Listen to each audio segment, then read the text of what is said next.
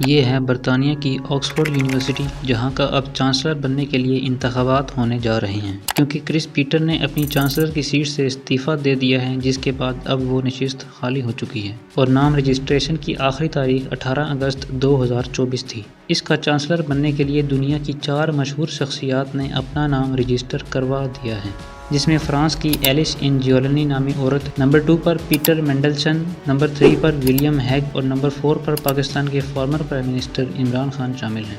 ان چاروں نے ہی Oxford university سے ہی تعلیم حاصل کی تھی اور اب وہاں کا چانسلر بننے کے لیے انتخابات لڑنے جا رہے ہیں۔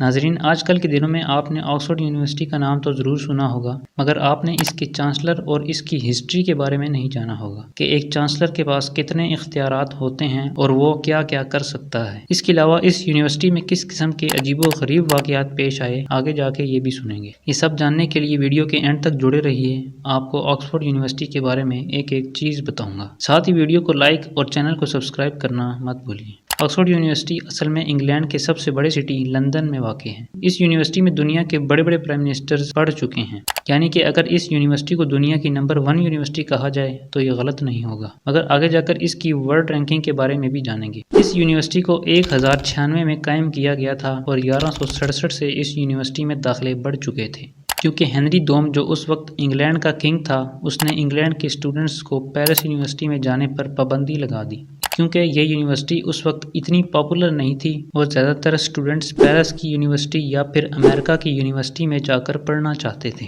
جس پر اس نے باہر کی یونیورسٹی میں داخلہ لینے پر پابندی لگا دی، کیونکہ انگلینڈ کی آکسفورڈ یونیورسٹی کو کوئی نہیں پوچھ رہا تھا، جس پر اسٹوڈنٹس کو برطانیہ کی یونیورسٹی میں داخلہ لینے پر مجبور کر دیا۔ مگر وہی ہوا جس کا ڈر تھا۔ جو لوگ آکسفورڈ نہیں پڑھنا چاہتے تھے، انہوں نے مل کر انگلینڈ کے شہر کیمبرج میں اپنی کیمبرج نام کی یونیورسٹی بنا لی، جس کو 1209 میں قائم کیا گیا تھا۔ مگر اس وقت یونیورسٹی کی ترقی بھی ایک سب سے بڑا چیلنج تھا، کیونکہ 1209 میں شہر کے لوگوں اور طلبہ کے درمیان ایک شدید تنازع شروع ہو گیا، جس کی وجہ سے اسکالرز نے بڑی تعداد میں کیمبرج شہر کی طرف ہجرت کرنا شروع کر دی، جہاں انہوں نے ایک حریف ادارہ کیمبرج یونیورسٹی قائم کیا ہوا تھا۔ یہ کیمبرج کا ایک چھوٹا سا قصبہ ہے جہاں پر یہ یونیورسٹی بنی ہوئی ہے، جو لندن کے شمال میں 89 کلومیٹر دریائے کیم پر واقع ہے۔ 2021 میں برطانیہ کی مردم شماری کے مطابق کیمبرج شہر کی آبادی 1,45,700 تھی۔ اس کے باوجود آکسفورڈ ترقی کرتا رہا، جس کو برطانوی کنگ اور مذہبی اسکالرز کی حمایت حاصل ہے۔ 1224 میں آکسفورڈ کا پہلا چانسلر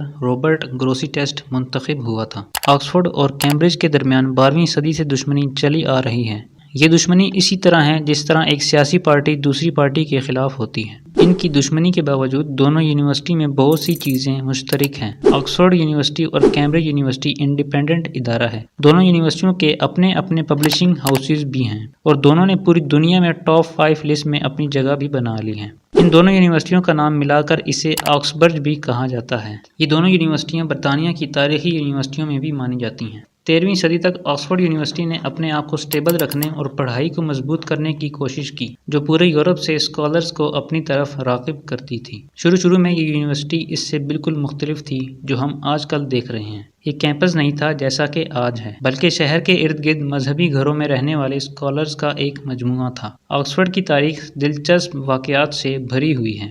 انگریزوں نے جنگ کی ابتدا یونیورسٹی کو ایک گڑھ کے طور پر استعمال ہوتے دیکھا۔ اصطلاح کے دوران یہ مذہبی اور سیاسی نظریات کا میدان جنگ بن گیا، جس کے نتیجے میں 3 پروٹسٹنٹ کو 1555 میں پھانسی دی گئی تھی۔ پروٹسٹنٹ عیسائیت کو ماننے والے آدمیوں کو کہا جاتا ہے اور یہ تینوں پروٹسٹنٹ تھے۔ ان میں سے ایک لیٹیمر، نچولس ریڈلے اور تھامس کرینمر شامل ہیں۔ ان کی غلطی یہ تھی کہ انہوں نے رومن کیتھولک عقیدے سے انکار کیا تھا۔ رومن کیتھولک عیسائیوں کا سب سے بڑا عقیدہ تھا اور یہ بھی عیسائی تھے، مگر یہ اس عقیدے سے مخالفت رکھتے تھے اور انہوں نے اس عقیدے کے خلاف کچھ بیانات بھی دیے تھے، جس کے بعد رومن اتھارٹی حرکت میں آ گئی اور ان کو پکڑنے کے لیے انہوں نے 16 اکتوبر 1555 کو ایک دعوت میں بلایا اور وہاں سے ان کو کڈنیپ کر لیا۔ پھر ان تینوں پر یونیورسٹی چرچ آف سینٹ میں مقدمہ چلایا گیا، جو آکسفورڈ کی ہائی اسٹریٹ پر واقع یونیورسٹی آف آکسفورڈ کا سرکاری چرچ ہے، اور ان تینوں کو موجودہ سینٹ مائیکل کے قریب جیل میں قید کیا گیا تھا، جنہیں شہر کی دیوار کے بالکل باہر پھندے پر لٹکا کر مار دیا۔ اب چلتے ہیں بغیر کسی سفر کے 21ویں صدی میں۔ آکسفورڈ یونیورسٹی کے تقریباً 43 کیمپس ہیں، جس میں 2021 کے مطابق تقریباً 26,455 اسٹوڈنٹس پڑھ رہے ہیں۔ ورلڈ رینکنگ میں آکسفورڈ یونیورسٹی 98.9 اسکور کے ساتھ تیسرے نمبر پر آتی ہے، جبکہ دوسرے نمبر پر کیمبرج یونیورسٹی اور پہلے نمبر پر امریکہ کی یونیورسٹی میساچوسیٹس انسٹی ٹیوٹ آف ٹیکنالوجی آتی ہے۔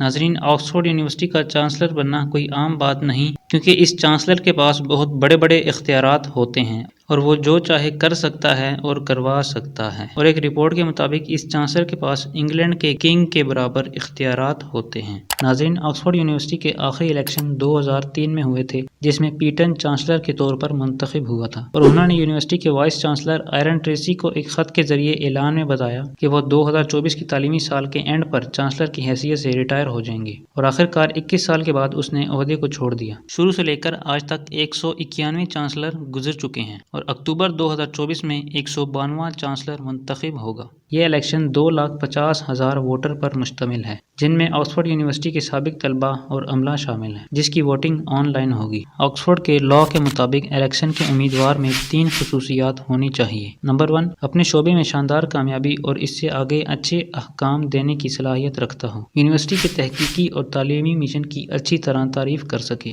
مقامی، قومی اور بیرون ملک کی یونیورسٹی کی ساکھ کو بڑھانے کی صلاحیت رکھتا ہو۔ 2024 کے انتخابات خاص طور پر انٹرنیٹ پر یعنی آن لائن ہونے والے پہلی بار ہوں گے۔ ووٹنگ کا میکسیمم ٹائم 7 ہفتے تک ہوگا۔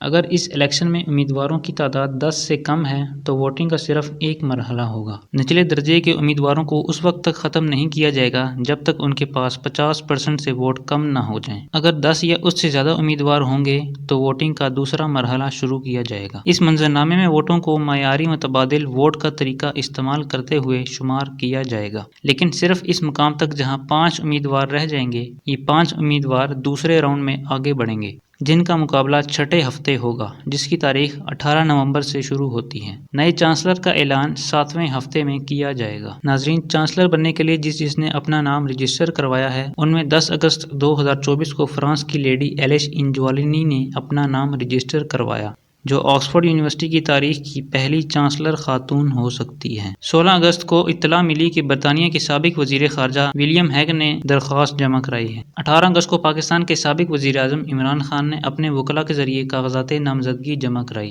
کیونکہ عمران خان اس وقت جیل میں ہے، اور حیران کی بات یہ ہے کہ آکسفورڈ کی تاریخ میں یہ پہلا آدمی ہے جو جیل میں بیٹھ کر چانسلر کا الیکشن لڑے گا، اور اسی دن برطانیہ کی حکومت کے سابق وزیر پیٹر مینڈلسن نے بھی درخواست جمع کرائی تھی۔ اب تک آپ نے ان چاروں کے نام ہی سنے ہوں گے، مگر خاص بات یہ ہے کہ ان کے علاوہ 3 اور آدمیوں نے اپنے نام رجسٹر کروائے ہیں، جس میں برطانیہ کی ایک فیمس وکیل، اٹارنی جنرل، اور تیسرے نمبر پر برطانیہ کی انٹیلیجنس کے سابق وزیر بھی شامل ہیں۔ یہ تقریباً 7 امیدوار بن چکے ہیں جو آکسفورڈ کے چانسلر بننے کے لیے خواہش مند ہیں۔ اگر آپ کو کہا جاتا ہے کہ آپ چانسلر کے لیے ووٹ کاسٹ کریں تو آپ کس کو ووٹ دیں گے؟ کامنٹ سیشن میں ضرور بتائیے گا۔ اگر آپ کو یہ ویڈیو پسند آئی ہے اور اس کا پارٹ 2 چاہتے ہیں تو اگر اس ویڈیو پہ 300 پارٹ 2 کے کمنٹ آتے ہیں تو میں اس پر اگلی ویڈیو بناؤں گا۔ ملتے ہیں کسی اگلی ویڈیو میں۔